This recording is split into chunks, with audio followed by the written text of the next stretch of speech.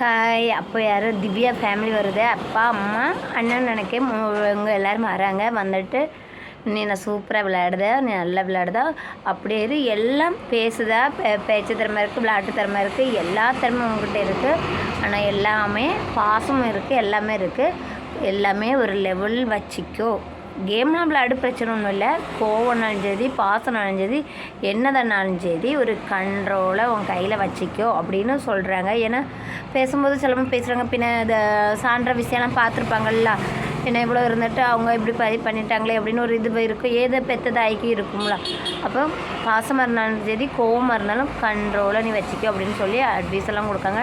நீ சூப்பராக பண்ணுற, வேறு ஒன்றும் சொல்லக்கு இல்லை அப்படின்னு நல்ல மோட்டிவேஷன் கொடுக்காங்க. அப்பா, அம்மா, அண்ணன் எல்லோரும் மோட்டிவேஷன் கொடுக்காங்க. நல்லா பண்ணுற, சூப்பர் பண்ண, இப்படியே போ, ஃபைனல் வேறு பேரலாம். ஏன்னா இவங்களும் சொல்லக்கு வாய்ப்பு இருக்குது, நீ பணப்பெட்டி எடுக்காத.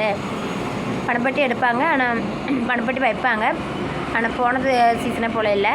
இந்த போன சீசன் வெளியே போட விட்டாங்களா, இதே போல் இந்த சீசன் வெளியே தான் போகிறாங்க.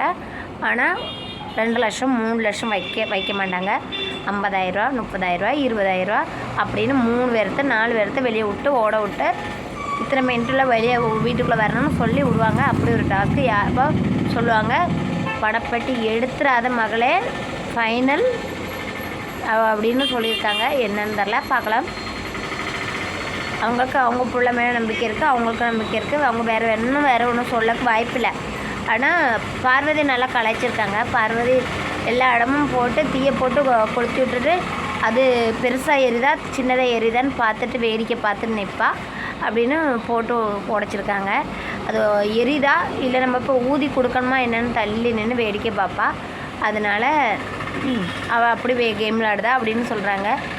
அப்போ நான் நினச்சேன் அது நம்ம விக்ரமுக்கு சொல்லுவாங்க அப்படின்னு நினச்சேன். விக்ரமுக்கு என்ன சொன்னாங்கன்னு தெரியல, ஆனால் பார்வதிக்கு இப்படி சொல்லியிருக்காங்க. அவள் தீயை கொளுத்தி விட்டுரு, எரிதா என்னன்னு கொந்தளிச்சு எரிதா என்னென்னு பார்க்கறதுக்கு அப்படின்னு நிற்பேன். எனக்கு அதே நம்ம விக்ரமுக்கு சொல்லியிருக்கலாம், என்ன சொல்கிறாங்கன்னு பார்க்கலாம்.